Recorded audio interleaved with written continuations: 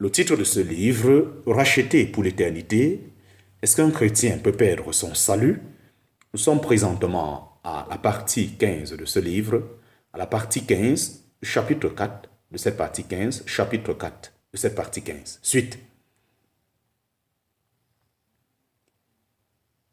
Il est impossible que ceux qui ont été une fois éclairés et qui ont goûté du don céleste et qui sont devenus participants de l'Esprit Saint et qui ont goûté la bonne parole de Dieu et les miracles du siècle à venir et qui sont tombés soient renouvelés encore à la repentance, crucifiant pour eux-mêmes le Fils de Dieu et l'exposant à l'opprobre, en parenthèse, Hébreux chapitre 6, versets 4 à 6.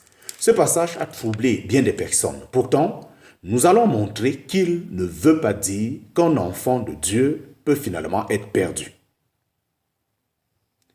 Chapitre 5, petit 4, sous 1. Des bénédictions qui n'impliquent pas la vie de Dieu. Des bénédictions qui n'impliquent pas la vie de Dieu. Montrons d'abord que ce passage s'oppose à toute idée de nouvelle conversion. Ceux qui en parlent ne font pas de différence entre le croyant qui trébuche ou tombe dans le péché et le chrétien de nom qui abandonne réellement la foi. D'après leur opinion, quelques-uns pourraient se tourner vers Dieu, se détourner ensuite, puis de nouveau se convertir, etc. Ainsi, on pourrait se convertir pour la première, la deuxième, la troisième fois. À les en croire, il faudrait lire Hébreux chapitre 6, versets 4 à 6 ainsi. Il est tout à fait possible que ceux qui ont été une fois éclairés et qui ont goûté du don céleste et qui sont tombés soient de nouveau renouvelés à la repentance. La parole de Dieu dit cependant exactement le contraire. Il est impossible. Leur opinion est par conséquent démentie par ce passage. Examinons maintenant ces versets dans leur ensemble sous l'éclairage de toute l'épître en recherchant de qui il est ainsi parlé.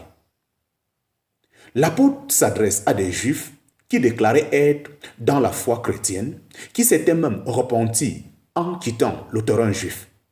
Ils connaissaient l'Ancien Testament et étaient persuadés que Jésus était le Messie. Même s'ils n'étaient pas pleinement convaincus par l'Écriture, ils avaient néanmoins reconnu son autorité en présence des miracles qu'ils avaient vus. Si de tels hommes retournaient au judaïsme pour échapper aux persécutions, ils régnaient alors Jésus-Christ. Par là, ils s'unissaient à nouveau avec le peuple juif qui avait crucifié son Messie. Maintenant, dit l'auteur, pour ceux-ci, il n'y a plus de chemin de retour. Ils sont allés trop loin. Ils ne peuvent plus être renouvelés à repentance en quittant une deuxième fois le terrain juif. Mais le verset 9 montre que l'écrivain exclut la possibilité qu'il en soit ainsi des vrais enfants de Dieu. Mais nous sommes persuadés, en ce qui vous concerne, bien-aimés, de choses meilleures et qui tiennent au salut, quoique nous parlons ainsi. Il est donc possible d'avoir joui des privilèges chrétiens et cependant de ne pas être sauvé. Remarquons bien qu'il n'est pas écrit, il est impossible que ceux qui ont été une fois nés de nouveau et sont tombés soient renouvelés à la repentance. Ce sont d'autres caractères qui sont cités et ils n'impliquent pas nécessairement la nouvelle naissance. Examinons-les l'un après l'autre. Chapitre 4, petit 4, sous 1 et sous 1. Qui ont été une fois éclairés. Qui ont été une fois éclairés. L'entrée de tes paroles illumine, donnant l'intelligence aux simples. Somme 119, verset 130. Verset 130. L'entrée de tes paroles illumine, donnant de l'intelligence aux simples. Somme 119, verset 130. Et l'apôtre Jean témoigne que la vraie lumière était celle qui, venant dans le monde, éclaire tout homme. Jean chapitre 1, verset 9. Tous ceux qui ont entendu l'évangile de Jésus-Christ ont été par là éclairés. Ils ne peuvent plus se dit ignorant. La prédication de l'évangile a en particulier illuminé le monde occidental qui se trouvait dans l'obscurité du paganisme. Est-ce pour autant que tous ceux qui ont été ainsi éclairés se sont réellement convertis? Malheureusement, non. Malheureusement, non.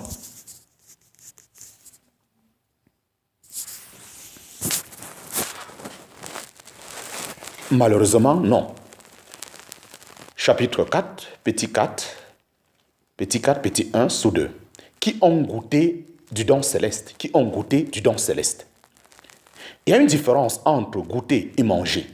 Goûter n'est qu'une expérience extérieure et superficielle. Manger signifie, au contraire, réellement se nourrir et implique une action intérieure plus profonde. Ces hommes avaient ressenti quelque chose du salut que Dieu donne. Ils avaient vu quelque chose de la grandeur de la personne du Seigneur. Mais ils n'ont jamais mangé de chair et bu le sang du Fils de l'homme. En parenthèse, Jean chapitre 6, versets 53 et 54. Jérémie a mangé les paroles de Dieu. En parenthèse, Jérémie chapitre 15, verset 16. Ézéchiel, en parenthèse, Ézéchiel chapitre 3, verset 1 à 3. Et Jean, en parenthèse, Apocalypse chapitre 10, verset 9 et 10, devaient prendre chacun un livre et le manger. C'est autre chose que seulement goûter ou examiner Jésus. C'est autre chose que seulement goûter ou examiner. Jésus-Christ dit, « Je suis le pain vivant qui est descendu du ciel. Si quelqu'un mange de ce pain, il vivra éternellement. » En parenthèse, Jean chapitre 6, verset 51. Ceci exclut toute pensée de perdition.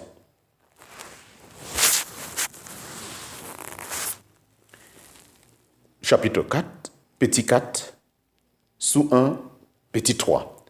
Qui sont devenus participants de l'Esprit Saint. Qui sont devenus participants de l'Esprit Saint. Cela ne signifie pas que l'Esprit Saint ait fait son habitation en eux après qu'ils sont venus à la foi. Le mot traduit par participant est le même que dans l'expression « ils firent signe à leurs compagnons » en parenthèse, Luc chapitre 5, verset 7, et proche du mot participation.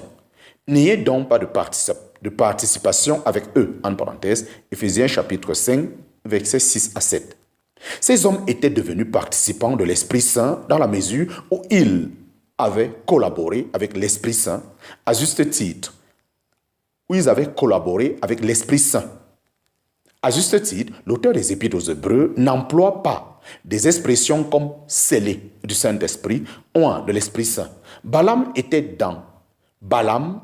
était dans ce sens-là un participant et un compagnon de l'Esprit de Dieu lorsqu'il prononça ses prophéties sur Israël. En parenthèse, Nombres chapitre 23, verset 24. Le roi Saül a prophétisé par l'Esprit parmi les prophètes. En parenthèse, 1 Samuel chapitre 10, verset 10. Judas a chassé les démons par l'Esprit de Dieu avec les 12. Or, tous les trois firent cela sans être nés de nouveau. En parenthèse, 1 Chronique chapitre 10, verset 13 pour Saül.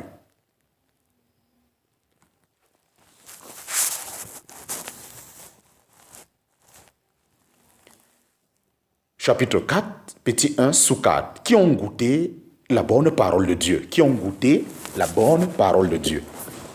Qui ont goûté la bonne parole de Dieu. À propos du verbe goûter, on peut faire les mêmes remarques qu'au paragraphe. Chapitre 4, partie 4, sous 1, 2.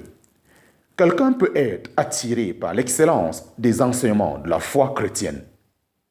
Ces sentiments peuvent être touchés sans qu'il en résulte du fruit pour Dieu. Telle est une leçon, la parabole du semeur, en parenthèse, Matthieu chapitre 13, versets 1 à 9 et 18 à 23. La sémence est toujours la même, mais elle est en contact avec plusieurs sortes de terrains.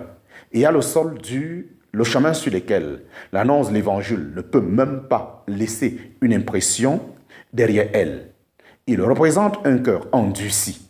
Il y a aussi un terrain qui ne consiste qu'en une fine couche de terre sur du rocher. La parole est reçue avec joie, elle touche les sentiments, mais n'opère pas une véritable repentance. Aussitôt Aussitôt que la persécution ou des difficultés se présentent, la parole est rejetée. Ensuite, il y a une terre qui paraît propice pour la sémence, mais les épines et les ronces étouffent la bonne sémence. Ce sont des hommes qui laissent les sourcils de la vie étouffer l'impression reçue par l'Évangile.